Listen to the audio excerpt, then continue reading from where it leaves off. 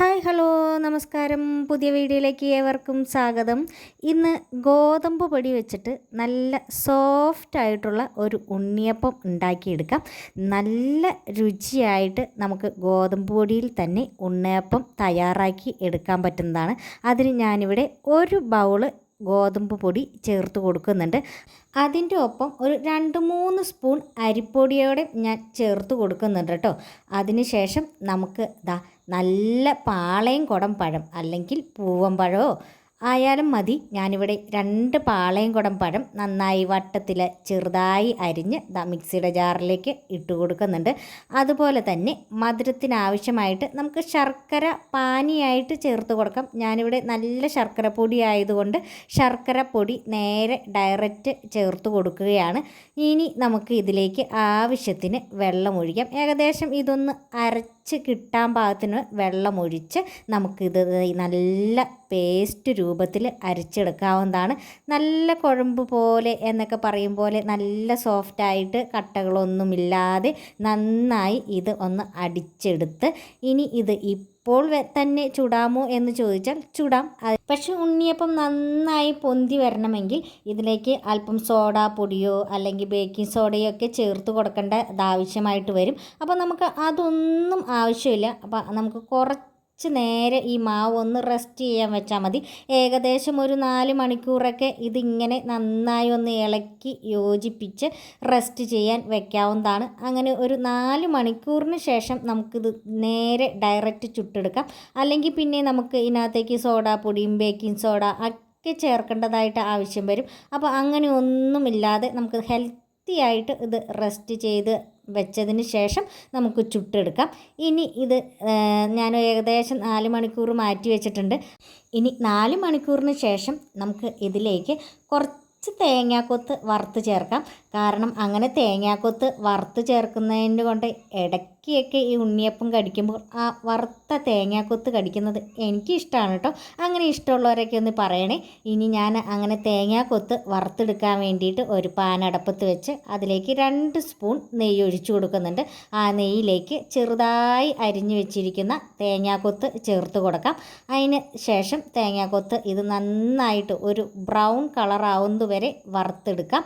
അത് നന്നായി വറുത്ത് കോരി നമുക്ക് മാവിലേക്ക് ചേർത്ത് കൊടുക്കാവുന്നതാണ്. ആ നെയ്യും ആ തേങ്ങാക്കൊത്തും ഒക്കെ അങ്ങനെ ഒന്നിച്ച് ചേർത്ത് കൊടുക്കാം. ഇനി ഒരു ഭംഗിക്ക് അതുപോലെ തന്നെ ഒരു രുചിക്കായിട്ട് കുറച്ച് എള്ളും കൂടി ഞാൻ ചേർത്ത് കൊടുക്കുന്നുണ്ട്. ഇനി ഇതെല്ലാം നന്നായി ഒന്ന് യോജിപ്പിച്ചെടുക്കണം. കാരണം ഈ മാവിലേക്ക് ഈ നെയ്യും അതുപോലെ തന്നെ തേങ്ങാക്കൊത്തും എള്ളും ഒക്കെ ഒന്ന് കറക്റ്റായിട്ട് മിക്സായി കിട്ടാൻ വേണ്ടിയിട്ട് ഒന്ന് നന്നായി ഇളക്കി കൊടുക്കുക. ഇനി ഉണ്ണിയപ്പം നമുക്ക് വേഗം തയ്യാറാക്കിയെടുക്കാം. അതിനായിട്ട് ഞാനിവിടെ ഉണ്ണിയപ്പത്തിൻ്റെ പാത്രം എടുത്തിട്ടുണ്ട്. അതിലേക്ക് ആവശ്യത്തിന് വെളിച്ചെണ്ണ ഒഴിച്ചു കൊടുക്കുക. നല്ല വെളിച്ചെണ്ണ ചേർത്ത് ഉണ്ണിയപ്പം വറുത്തെടുക്കുകയാണ് ഏറ്റവും രുചികരം. മറ്റ് ഓയിലുകൾ ചേർത്ത് ഉണ്ടാക്കുന്നതിലും എത്രയും നല്ലത് നമുക്ക് നല്ല വെളിച്ചെണ്ണ ചേർത്ത് ഉണ്ണിയപ്പം ചുട്ടെടുക്കുന്നതാണ്. അപ്പോൾ ഏകദേശം ഈ കുഴിയൊക്കെ നിറയാൻ പാകത്തിന് വെളിച്ചെണ്ണ അങ്ങോട്ട് ഒഴിച്ചു കൊടുക്കണം. ഒത്തിരി വെളിച്ചെണ്ണയുടെ ആവശ്യമൊന്നും വരില്ല. നമുക്ക് ഈ വെളിച്ചെണ്ണ കൊണ്ട് തന്നെ നമുക്ക് ഉണ്ണിയപ്പം മൊത്തത്തിൽ ചുട്ടെടുക്കാം.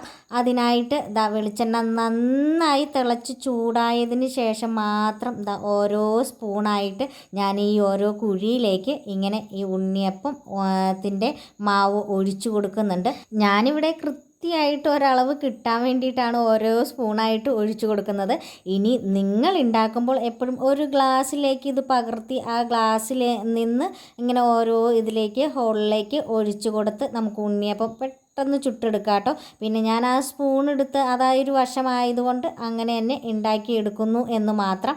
അങ്ങനെ എല്ലാ ഹോളിലേക്കും നമുക്ക് ഇത് ഉണ്ണിയപ്പത്തിൻ്റെ മാവ് ഓരോ സ്പൂണായിട്ട് ഒഴിച്ചു കൊടുക്കാവുന്നതാണ്. അതിനുശേഷം ഇത് ഇങ്ങനെ ഒരു നന്നായി ഹൈ ഫ്ലെയിമിൽ വെച്ചിട്ട് മാവ് കോരി ഒഴിച്ചതിന് ശേഷം കുറച്ച് നേരം ഈ ലോ ഫ്ലെയിമിലേക്ക് തീ കുറച്ചതിന് ശേഷം ഇത് വേവിച്ചെടുക്കാവുന്നതാണ് കേട്ടോ. അങ്ങനെ ഹൈ ഫ്ലെയിമിൽ ഇട്ട് കഴിഞ്ഞാൽ ഇതിൻ്റെ പുറഭാഗം പെട്ടെന്ന് കരിഞ്ഞു പോവും. പിന്നെ ഉൾഭാഗം അങ്ങനെ വെന്ത് കിട്ടുകയുമില്ല. അപ്പോൾ കുറച്ച് നേരം ഒരു മീഡിയം ലോ ഫ്ലെയിമിൽ ഇട്ടതിന് ശേഷം നന്നായിട്ട് ഇതൊന്ന് കുക്ക് ചെയ്ത് എടുക്കാവുന്നതാണ്. ഇതിപ്പോൾ നമ്മൾ ഗ്യാസിൽ വെച്ചത് കൊണ്ട് തന്നെ എല്ലാ ഭാഗത്തിലേക്കും നമുക്ക് ചൂടങ്ങനെ കൃത്യമായിട്ട് കിട്ടുന്നില്ല. അപ്പോൾ നടുക്ക് ആദ്യം ഒഴിച്ചു കൊടുത്തിരിക്കുന്ന മാവ് പെട്ടെന്ന് വെന്ത് കിട്ടും. അപ്പോൾ അത് ഞാനിങ്ങനെ വേഗം തിരിച്ചും മറിച്ചും അങ്ങോട്ടേക്ക് ഇട്ട് കൊടുത്ത് കുക്ക് ചെയ്തെടുത്ത് ആദ്യം കോരി മാറ്റിയതിന് ശേഷം വീണ്ടും ആ ഹോളിലേക്ക് മാവ് ഫില്ല് ചെയ്ത് അങ്ങനെ എല്ലാം ഇതുപോലെ വറുത്തെടുക്കുന്നുണ്ട്. വളരെ സിമ്പിളായിട്ട് ഗോതമ്പ് പൊടി വെച്ച് നമുക്ക് സോഫ്റ്റായിട്ട് നല്ല ഉണ്ണിയപ്പം തയ്യാറാക്കി എടുക്കാം. ഇതിലേക്ക് ഗോതമ്പ് പൊടിയുടെ ആ രുചിയൊന്നും അങ്ങനെ അധികം കയറി വരുന്നില്ല. എല്ലാവരും ഒന്ന് ഉണ്ടാക്കി നോക്കിക്കോളൂ, എന്നിട്ട് അഭിപ്രായം പറയാം. ടാറ്റാ, ബൈ.